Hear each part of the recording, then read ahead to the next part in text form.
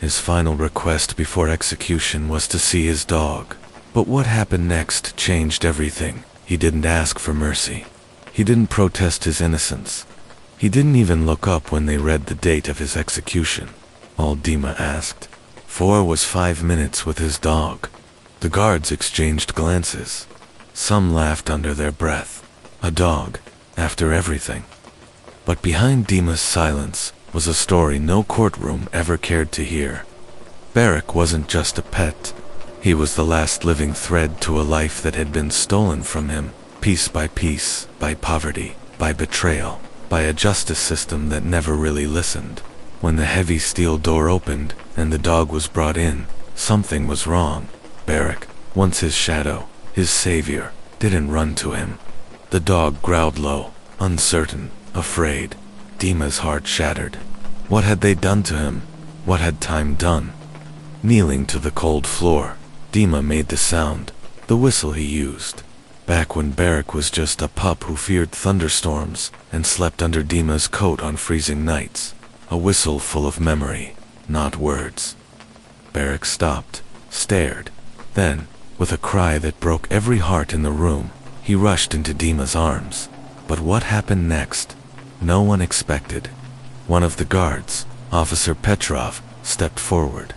His hands were shaking. For the first time in 15 years, he saw not a convict, but a man who had something real left in this world, a man who still mattered.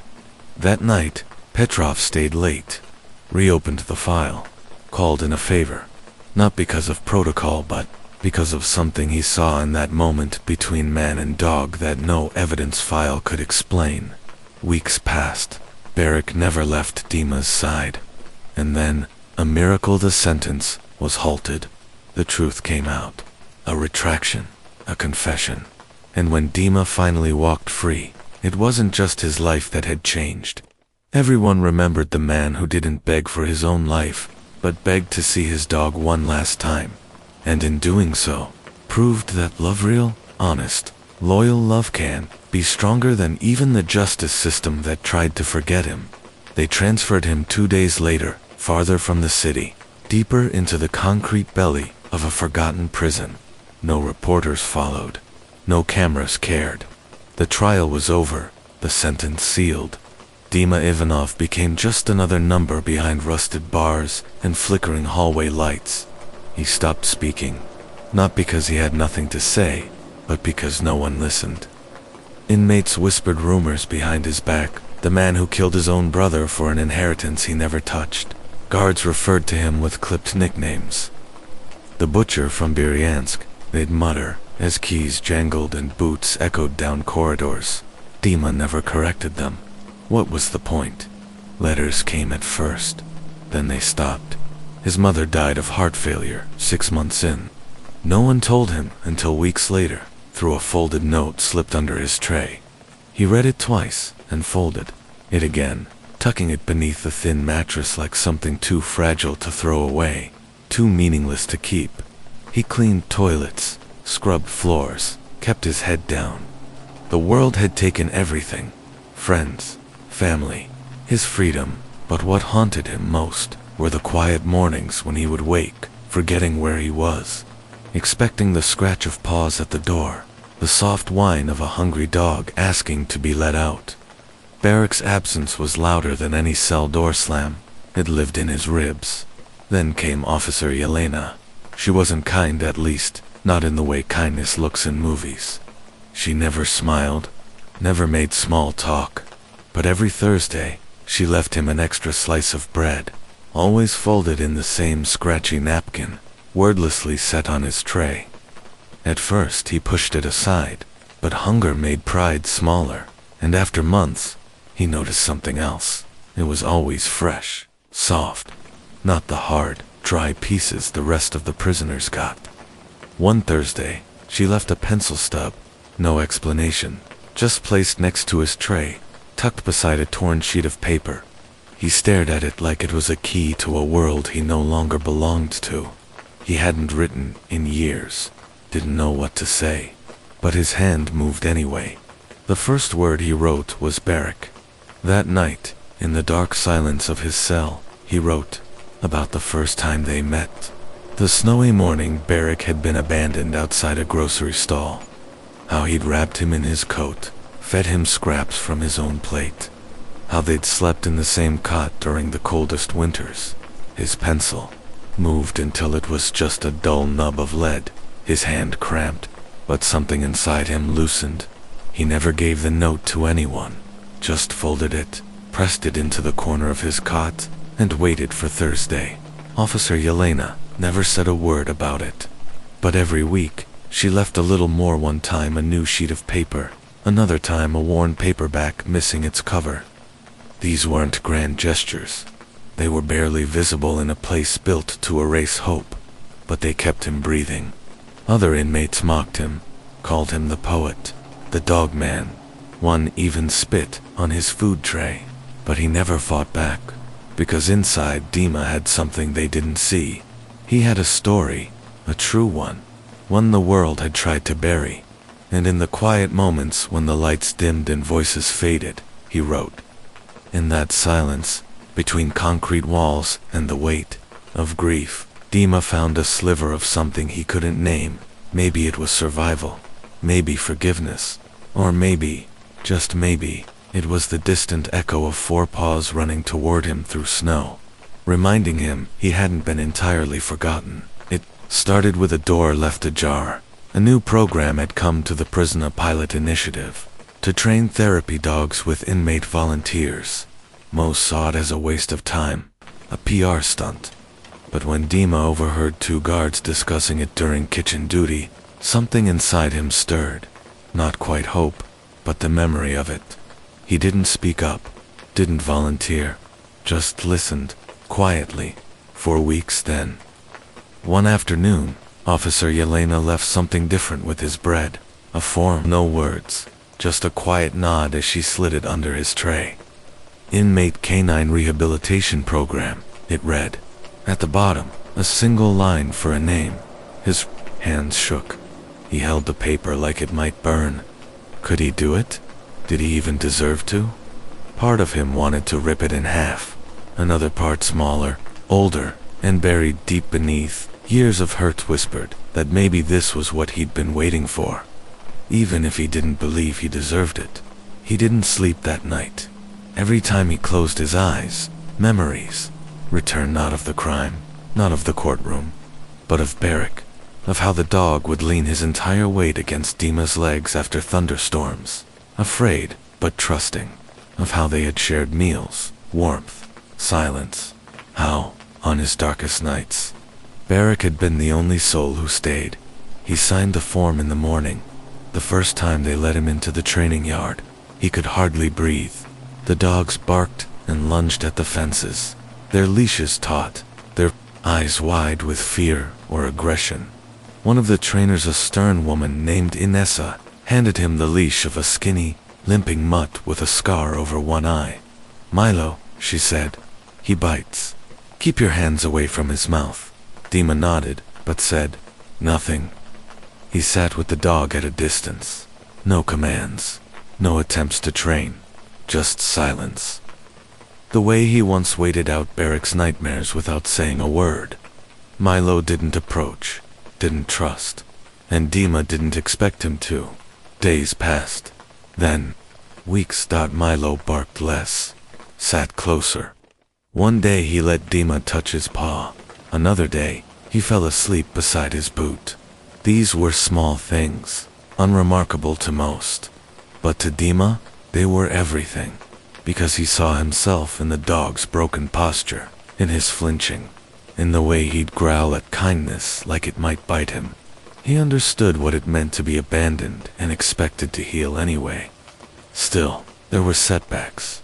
One afternoon, during a storm, Milo panicked, napping his leash and bolting into a fenced corridor. Dima ran after him, ignoring the shouts of guards. He found the dog trembling beneath a bench, growling wild-eyed. A guard yelled to stand back, but Dima didn't move. He knelt, slowly, rain soaking through his uniform. He didn't speak, just whistled. That sound again, soft and familiar. Not for Milo, but from the memory of Barrick. A whistle full of trust, not command. Milo went still, then slowly crept toward his hands. Later, back in his cell, Dima wept. Not from the storm, not from fear, but from the ache of remembering how love, when offered without demand, still had the power to return. He began writing, again, not just memories now, but lessons, quiet reflections, small entries about Milo's progress. He left the pages tucked beneath his tray every Thursday. Officer Yelena never spoke of them, but they were never thrown away. For the first time in years, Dima began to see a path forward, not paved in absolution, but in something gentler, like soft dirt beneath the feet. Something alive. Healing didn't come in a rush. It came in the way Milo leaned into him during a long silence. In the way his own hand stopped shaking when he held the leash. It came in forgiveness he hadn't asked for, but still began to offer to himself. And though he still dreamed of Barrick, he no longer woke up only to ache. Sometimes, he woke up thinking of what might still be possible. It happened on a Friday, quiet, unannounced, like all the worst things. Dima was scrubbing out the kennel floor when he saw the unfamiliar boots. Two officials, suits, not uniforms. They didn't glance his way, just handed a file to Ines, whispered something too quietly to hear, and left without a backward glance. Ines's face stiffened. Her eyes met his for only a second. Then she said nothing and walked away. By evening, the dogs were gone. All of them. The rehabilitation program had been cut. Funding pulled. Politics. Optics. Whatever the excuse was, it didn't matter. Milo was gone before Dima had the chance to say goodbye. He didn't move from his cot that night. Didn't eat. Didn't write. For weeks, the leash they had allowed him to keep sat folded in the corner of the cell like a wound that wouldn't close. The walls felt closer. The air heavier. The silence less forgiving. Something in him fractured quietly, not with rage, but with emptiness. The guards noticed the change. His eyes, once alert, were vacant again. Officer Yelena left the bread, but the paper stopped coming. There were no more forms to fill, no more dogs to wait for. The small world he had built, one shaky piece at a time, had collapsed with the same indifference that had erased his name in court all those years ago. And yet, the cruelest part wasn't the loss. It was that for a moment, he had believed that maybe healing was possible, that maybe he wasn't irredeemable, that maybe, in teaching Milo to trust, he'd begun to rebuild some shattered part of himself. He tried not to think about what Milo must have felt, being loaded into a truck, sent off like a crate of supplies.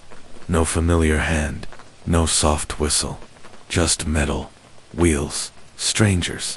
Dima clenched his fists until his palms ached. He told himself, this is what happens when men like him hope for too much. Still, late at night, when the prison lights dimmed and the cells settled into silence, he would find himself mouthing the old whistle into the dark, not calling anyone, not expecting anything. Just remembering, just holding on to the one sound that ever brought something back to him. Because beneath all the shame, beneath the years of silence and abandonment, Dima was still that boy kneeling in the snow, offering scraps of bread to a shivering stray, believing even then that love could begin with almost nothing. And maybe that belief, buried as it was, hadn't died. Not yet. It was the cough that woke him. A deep, rattling sound from the next cell over, one that didn't stop. Not even after the guards yelled for silence. Dima recognized the rhythm of it. The kind of cough that meant sickness with no medicine, pain with no relief. The prisoner's name was Sergei. A young man, barely 20, who'd arrived a few weeks earlier, full of defiance and nervous energy. He reminded Dima of a time before everything hardened.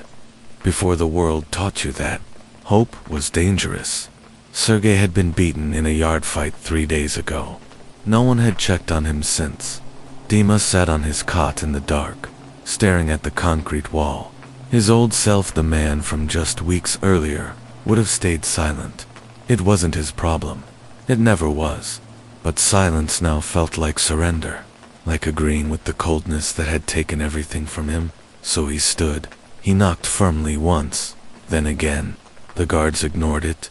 He kept knocking, louder, not for attention, but because he knew that someone, somewhere, had to see him act like a man again. Not a number, not a shadow, a man. Eventually, the night officer, a new recruit, stopped by, annoyed, half asleep. Dima didn't argue. He just spoke clearly, firmly. The boy next door can't breathe. You need to look at him now. It worked. The boy was taken to the infirmary. Pneumonia. If they'd waited even one more night, he might not have made it. Sergei never said thank you, but 2 days later, he passed Dima a folded napkin during lunch. Inside was a sketch, a pencil drawing of a German shepherd, sitting beside a man in a long coat, both watching snowfall through a barred window. Dima stared at it for a long time. Something inside him softened, not all at once, not in a movie-ending way, but like snow melting from a rooftop, slow, steady, honest. That night, he wrote again, not about the past, but about now, about choosing to care even when the world didn't, about how small kindnesses weren't weakness, but rebellion, survival. He began offering quiet help. A tray carried for an older inmate, a torn bedsheet stitched for someone with a fever.